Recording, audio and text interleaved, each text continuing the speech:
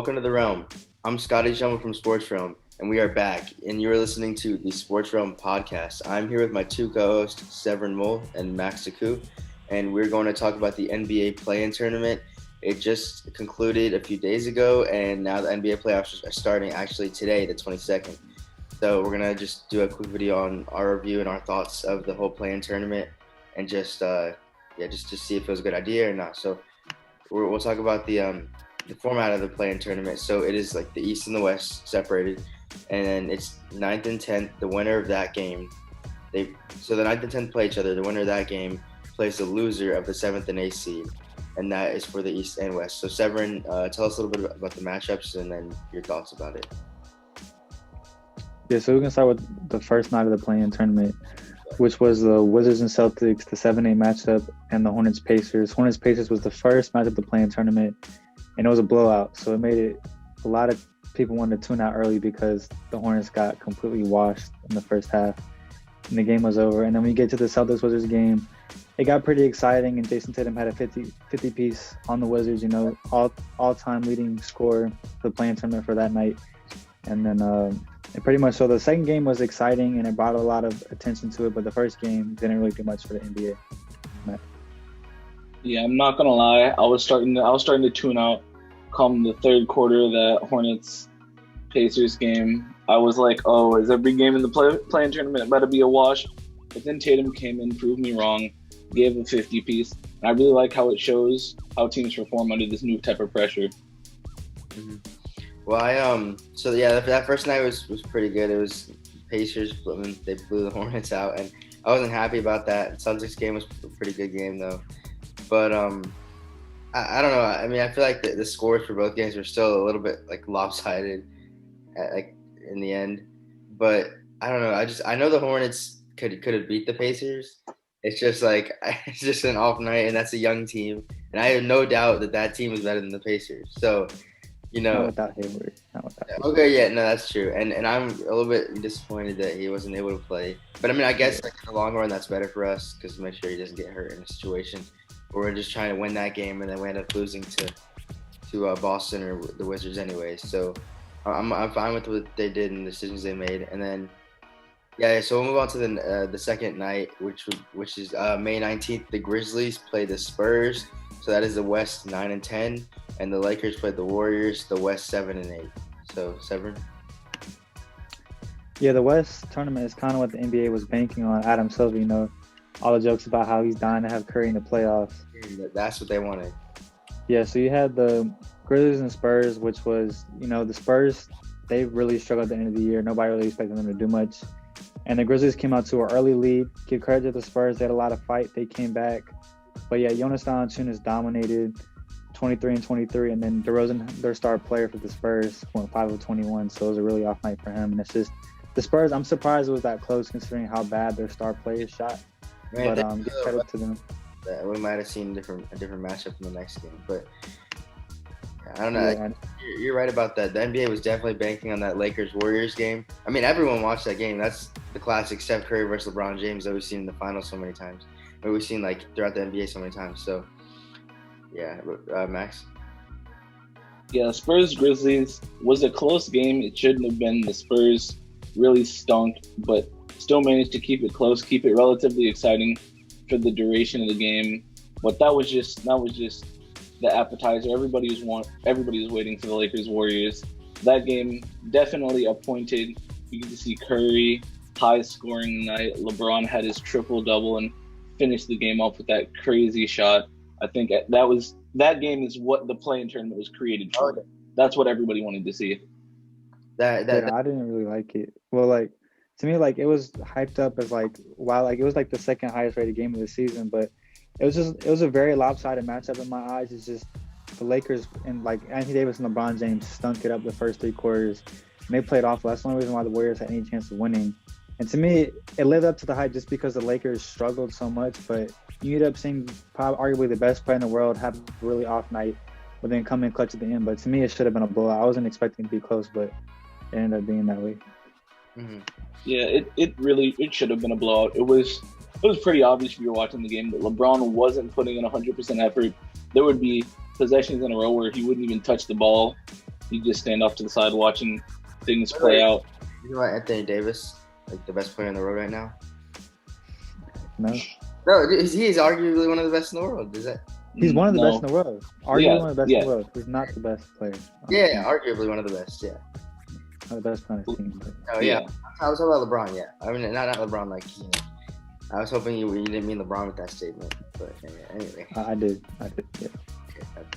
But anyways, no, that shot I'm playing. That shot was amazing though. Like I mean that's just a classic LeBron. Like I was like the second he let it go, I knew it was going in. Like that's Put it in the career mixtape. Definitely. But so yeah, I mean we saw that, and then the next game was the Wizards playing the Pacers in the East for the A seed.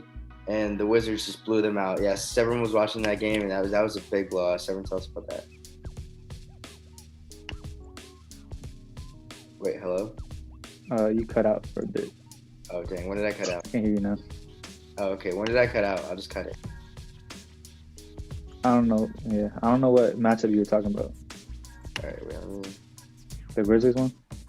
Or the Wizards Pacers? Wait, I switched to the Wizards. All right, wait. I'll just start over and with the Wizards now. His camera's still messed up, isn't it? So, isn't it? Okay. Start talking about the Wizards Pacers again. Yeah. All right, so then we move on to the Wizards. Then they played the Pacers, and they were playing for the 8th seed. And the Wizards blew out the Pacers, kind of similar to the situation with the Hornets and Pacers. So, Severin, tell us about that game. Yeah, with the Pacers, they came off a monster performance. The Wizards, they struggled. Westbrook struggled. But we saw what Westbrook's numbers against the Pacers are just like out of a video game. Like in my career, I couldn't even get them numbers. But yeah, he's like basically just had a field day, put up whatever stats he wants on the Pacers, and they've absolutely scored whenever they wanted to on them. And it continued because the Pacers are just a bad matchup for the Wizards, and they dropped 142 points on them, and there was never any question about who's going to win the game because the Pacers cannot guard the Wizards. Their defense was horrible. I mean, it's similar to the Hornets in the first game. They had no answer for Westbrook. They had no answer for anyone on that team. Max, Yeah, the Wizards were just walking to the basket that game. It was not a great look for the Pacers. But honestly, considering the injuries that the Pacers had to go through this entire season, I didn't really expect much of them after they lost LeVert, TJ Warren, and Miles Turner. So it was not a good look for them this season, but I don't blame them, and I think that they'll be a much stronger team come next season. Oh yeah, no doubt. And LeVert, like he kind of seems a little underground and underrated right now, but we all know he's cold and what he's capable of. So you gotta put it together. Oh yeah. Right, so moving on to the final game of the play-in tournament, it was on the west side, and it was for the A seed, and the Warriors played the Grizzlies. The final score of that game was 117-112. And Severin, let's just talk about that matchup and what you think about it.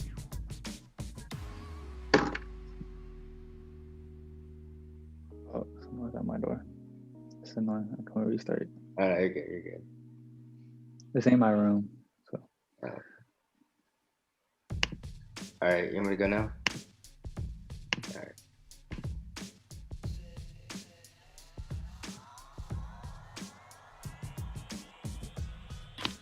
All right, so the final matchup we're going to talk about is the West Ace seed matchup, and it was for the Grizzlies and the Warriors played, and the Grizzlies won 117-112, and John Morant had an amazing game. Steph Curry played really well too. So Severin, tell me about that matchup. Yeah, it was hyped up as like Steph's game. You know, a lot of people want to see in the playoffs. I like the Grizzlies a lot. You know, I got my John Morant shirt on right now. So I was happy to see him ball up on the big stage. But, yeah, to me it was a game where Steph Curry did his thing getting buckets, but he really struggled to command that offense to be successful without him. As, yes, he is able to score the ball and put up production, but he had 7 turnovers. Draymond had 6 turnovers. They combined. They were supposed to run the offense. And to me, getting them going. The Grizzlies didn't play great. Their big man got in foul trouble.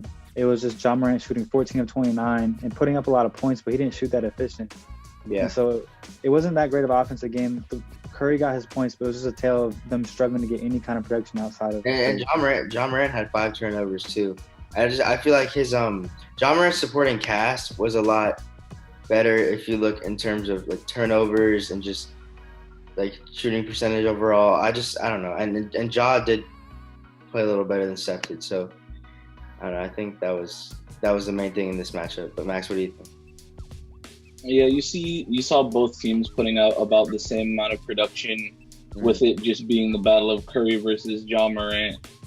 It did go to overtime after the Warriors had their shot at the end of regulation. You saw Draymond miss that shot. A lot of people criticizing him over that. Mm-hmm. But overall, it was an entertaining game. You saw Ja get to turn up in the fourth quarter and overtime. Saw him get his clutch buckets. Mm-hmm. Saw Curry go crazy. So it was an entertaining game to watch. Not the outcome I had expected. I fully expected. I mean, granted, you did see it the last game of the regular season. These two teams matched up, and it went a very similar route, just with Curry taking over in the fourth quarter and the Warriors winning it. But I think that was probably my favorite matchup of the play-in tournament, considering it was the only upset we really got to see. So I think the play-in tournament did. You finally get to see its effect. Yeah. Because you didn't really see anything last year. Yeah, and we did get to see kind of John Morant's one of his first times on that level of that stage, because we hadn't seen that before from him, and he performed. So that's promising for the future of that team, and they should be happy that he doesn't choke or have a bad game when he's on the stage, and they know that for now he's going to be a solid player in the future. Yeah, he got his redemption from last year's play-in. Oh yeah, he did. So, Severin, any other comments on this matchup? Good. Just going to talk about the overall play-in tournament as a whole. Mm-hmm. I've been clear that I didn't really like it that much. I mean, I don't hate it, but to me, I don't really see the point in it, because this is like a dream scenario. You get LeBron James, Anthony Davis, Steph Curry, Russell Westbrook, all-time greats in the play-in tournament. That's not going to be a regular occurrence. And like the Celtics were able to drop down, so you had the story of franchise of that. What happens like when like the Magic claw in or something, like it's like 4 teams in the 6th or the 7 through 10 spot, and none of them are that exciting to watch. It's going to be really hard to produce ratings. And to me, you're just putting the players through a lot when they're just going to be playing for a fight to get slaughtered in the first round. To me, it was a dream scenario because you're able to get the Curry-LeBron matchup, but I don't really see it. They're going to have to tweak it going forward to be able to make it more interesting. Yeah, I don't think, in general, I mean, it's okay, and it's just more like revenue for them because it's the State Farm NBA play-in tournament and all that. But it's just like, I don't know. I mean, Steph Curry played like 47 minutes in 2 games, and then he has to go into a series versus against the first or second seed, and wear his body out through that, and that just seems not possible, to be honest with you. So. Yeah. I don't know. It's just not a really good setup for them to actually be successful and make it through. And I think if the play-in tournament continued, you never really see someone like one of those seeds go anywhere in the playoffs, really. So I don't know. I mean, like the main thing, like the NBA, like it's supposed to, like the play-in tournament seems like it's supposed to breed Cinderellas coming from the 10 seed, but the NBA Cinderellas don't go far. They get knocked out the first round almost every single time. Because last time we saw like an 8-1 upset was the We Believe Warriors. It's just there's 7 games, so like NBA isn't even about Cinderella stories. So I don't see why opening up a quick little tournament to breed those Cinderella stories matters, because they're gonna get snuffed out immediately. So. Yep, it's just not a good idea, because none of those seeds that we're gonna beat, like Philadelphia or any of those teams that have been resting and Embiid and those guys are ready to play you. It's just not. Yeah, it makes it harder for the lower seeds to get anywhere. Yeah. All right, well, thank you guys for watching. This was our review of the NBA play-in tournament. We're going to have a lot of videos coming up soon, and we're hoping to get in person again because we're all vaccinated. We're all ready to go. So once the studio's set up, we're going to be in person and get you guys a lot of content on the daily. So thank you guys for watching and listening. And Max? Sports Realm out.